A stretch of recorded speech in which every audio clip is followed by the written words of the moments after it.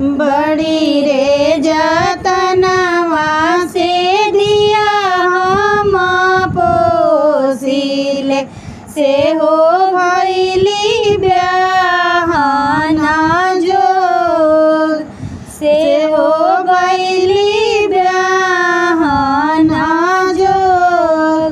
हाथ जोड़ी बोलेली मम्मी हो कवना मम्मी सुनी प्रभु वचन हमार। हाथ जोड़ी बोलेली मम्मी हो कवना मम्मी सुनी प्रभु वचन हमार।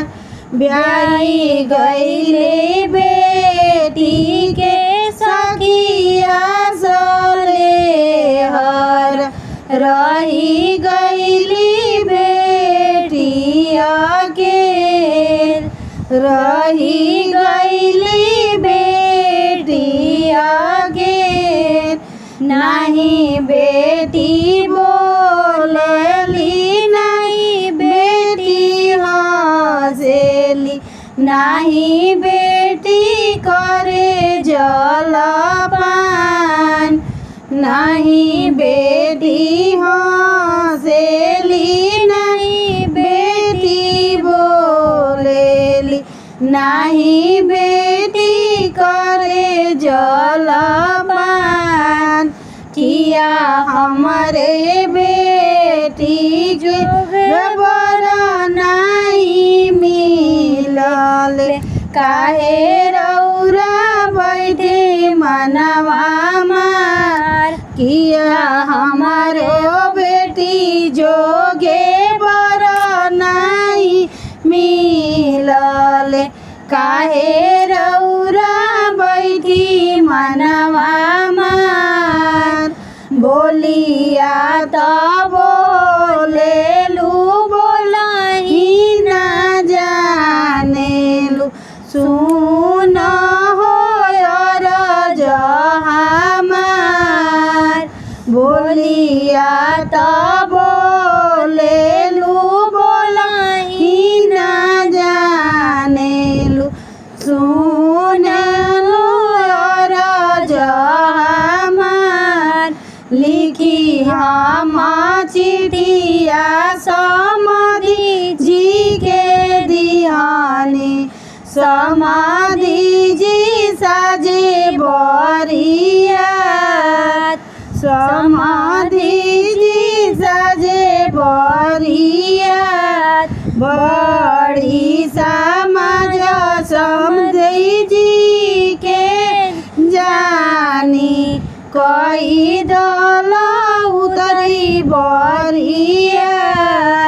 बड़ी समाज समाधि जी के जानी कोई दल उतरी बारात। हाली हाली बसवा कटाइए बेटी के पापा मारावा छवाई ना बिसार। हाली हाली बसवा कटाइए बेटी के चाचा मारावा छवाई ना बिसार। आंगना लई पाई नीचे काला साजराइला सोने के हरे सगड़ा। आंगना ली पाई बीचे काला साजराइला सोने के हरे सगड़ा।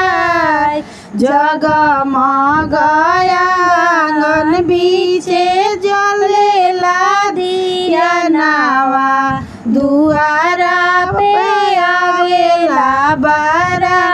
जगमग आंगनवा में जरेला दिया रवा दुआरा पर आवेला बारात।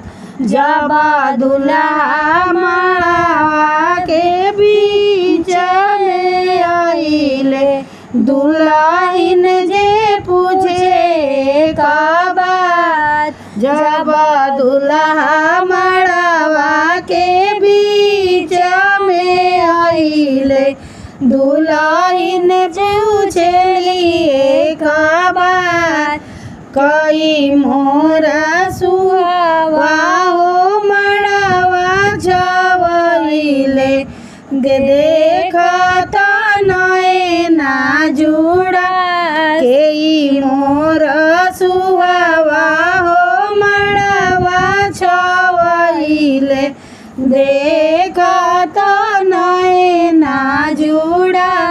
पापा मोरे प्रभु जी मड़वा छवाले, देखत नैना जुड़ा, देखत नैना जुड़ा। भैया बियाह पड़ला सिरे सिंदूर, बेटी चलली ससुरा, भइले बियाह पड़ला सिरे सिंदूर, बेटी